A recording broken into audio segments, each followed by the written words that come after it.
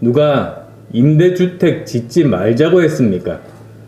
마치 임대주택 짓는 걸 반대하는 것처럼 오도하는 논평이나 내는 게 문재인 정권 청와대가 할 일입니까? 대통령께서 망가뜨린 부동산 시장 정상화시켜 놓고 나서 하라는 뜻인데 왜 말귀를 못 알아듣는 겁니까? 우물쭈물하다가 내 이렇게 될 줄 알았다. 아일랜드 출신 세계적 극작가 버나드 쇼의 묘비명에 적힌 글입니다.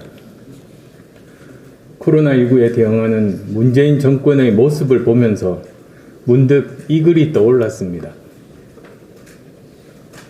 코로나19 유행 초기부터 전문가들의 일치된 견해는 방역과 경제를 동시에 잡을 수는 없다는 것이었습니다. 방역을 강화하면 경제 침체는 심해지지만 전파는 늦출 수 있고 경제 활성화에 중점을 두면 전파는 확산될 수밖에 없다는 뜻입니다. 그런데도 대통령은 두 마리 토끼를 모두 잡겠다고 하다가 이제는 방역도 경제도 폭망 직전입니다. 권한이 클수록 책임도 큰 법입니다. 대통령의 권한으로 결정한 일이라면 그에 따른 책임 역시 대통령이 져야 합니다. 어영부영 자화자찬에 몰두하다가 최악의 경기 침체와 매일 1000명이 넘는 확진자가 나오는 진퇴양난 사면 초과의 상황에 대해 대통령께서는 송구하다는 말 이상의 책임 있는 자세와 대책을 제시하라는 이야기입니다. 지난 12월 9일 불과 사흘 뒤도 내다보지 못하고 드디어 백신과 치료제로 코로나의 긴 터널의 끝이 보인다고 운운하던 대통령께서는 지금 지옥문이 열리고 있는 상황을 어떻게 설명하실 것입니까? 중증 환자용 병상이 모자란다고 한 게 언제였는데 아직도 이 모양입니까?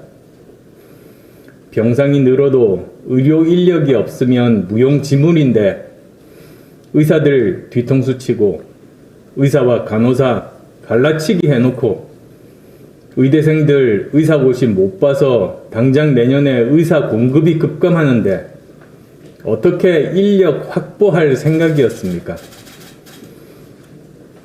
백신 4,400만 명분은 확실히 받을 수 있는 겁니까? 그 근거는 무엇입니까? 언제 어디로부터 어떻게 들어오고 언제부터 맞을 수 있는 겁니까? 내년 초부터 다른 국가들 백신 접종하고 있을 때 우리 국민은 손가락 빨며 지켜보아야 하는 것은 아닌지 분명하게 밝혀주셔야 할 책임이 대통령께 있습니다. 이 와중에 어제 방역대책회의에 참석한 대통령의 태도와 자세는 정말 유감입니다. 최악의 상황을 맞아 주재한 중대본 회의에서도 경제에 대한 걱정보다 방역에 대한 염려보다 K방역의 성패가 먼저였습니다. 무엇보다 책임지라고 뽑아놓은 대통령이 그동안 무엇을 했기에 불가피할 땐 과감히 결단해 달라며 책임을 떠넘깁니까? 정말 기가 막힐 따름입니다. 이 모든 질문들에 대해 대통령께서 직접 대답해야 합니다. 코로나19가 잠잠해지면 소비 쿠폰 뿌리고 확산되면 거리두기 단계 올려서 국민 보고 협조하라는 것만으로 정부가 할 일을 다 한 것은 아니지 않습니까? 이런 식으로 가면 이 정권이 국민과 의료진의 헌신에 올라타서 자화자찬하기에 바빴던 K방역의 신화가 양치기 소년의 우화로 바뀔 수 있음을 알아야 합니다. 코로나19 대응은 우왕좌왕 우물쭈물하고 있지만 반대로 초지일관 흔들림 없이 밀어붙이고 있는 분야도 있습니다. 바로 부동산 정책입니다. 집을 소유나 자산의 관점으로 접근하는 것은 무조건 죄악시 해왔던 사람을 국토부 장관 후임으로 내정한 것은 부동산 정책 실패를 절대 인정하지 않겠다는 오기의 표현입니다.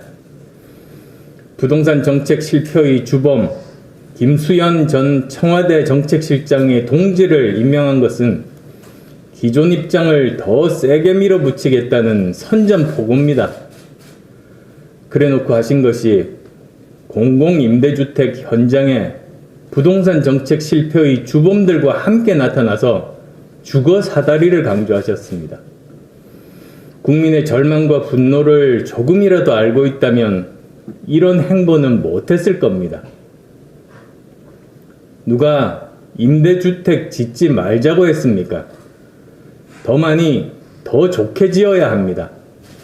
단, 정부가 짓는 임대주택은 보충적이어야 합니다. 임대아파트에 만족하고 사실 분들 뿐만 아니라 더 넓은 곳으로 전세나 자가로 이사가려는 꿈을 가진 분들을 위한 곳이기도 해야 합니다. 한번 임대주택에 들어오신 분들이 평생 임대주택에만 살 것을 전제해서는 안 됩니다. 만일 그렇다면 이 사회가 상속이나 부정부패 없이는 더 좋은 주거 환경으로 이사하는 것이 불가능한 사회라는 것을 인정하는 것밖에 안 됩니다. 대통령께서 지향하는 사회는 그런 사회입니까?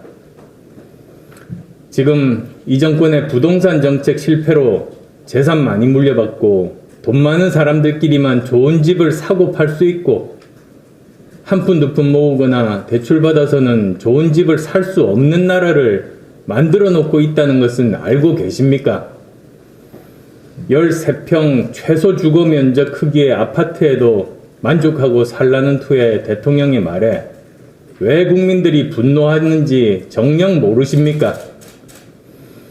원하는 수준의 집을 사지도 팔지도 못하게 만들어 놓은 정권의 핵심적 정책 실패를 지적하는데 마치 임대주택 짓는 걸 반대하는 것처럼 오도하는 논평이나 내는 게 문재인 정권 청와대가 할 일입니까?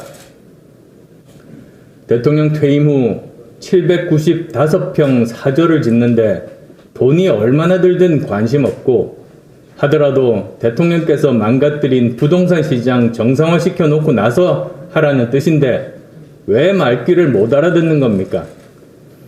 아니면 알아듣고도 못 알아들은 척 하는 겁니까? 더 나은 곳에 살 수 있다는 꿈을 빼앗고 근로소득 모아 집을 살 수 있다는 꿈을 없애버린 것이 얼마나 큰 죄인지 대통령과 이 정권 사람들은 정녕 모르는 것입니까? 부자가 될 가능성이 모두에게 열려있지 않다면 그것은 시장 경제가 아닌 다른 그 무엇인가일 뿐입니다. 한마디로 어려운 분들은 정부가 주는 복지에 만족하고 평생을 살게 하고 부자는 눈치 보고 비난받는 사회를 만들겠다는 반시장 경제의 속성을 그대로 보여주는 것이 문재인 정권의 부동산 정책입니다.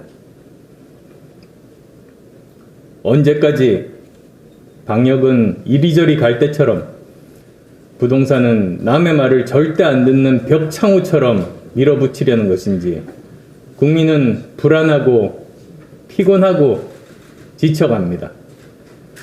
이런 국정운영, 이런 현안 대처를 언제까지 지켜봐야 합니까? 코로나19는 여기저기 뻥뻥 뚫리고 부동산 때문에 온 국민이 신음하고 서민 경제는 파탄나고 경제 전반의 역동성은 역대 최저 수준을 보이는 지금까지 한 번도 겪어보지 못한 복합골절 국정위기를 어떻게 할 것입니까? 문재인 대통령께서 이야기한 한 번도 경험해보지 못한 나라의 끝은 대체 어디입니까? 문재인 대통령께서는 아셔야 합니다. 이대로 계속 간다면 이 정권의 무능한 정치가 나라를 망치고 선량한 국민의 목숨을 앗아갈 것입니다. 민주주의와 법치의 파괴로 87년 민주화 이후 만들어진 민주정치의 가치와 틀도 돌이킬 수 없이 훼손될 것입니다. 그리고 이 정권의 만행은 반드시 부메랑이 되어 이 정권에게 돌아갈 것입니다.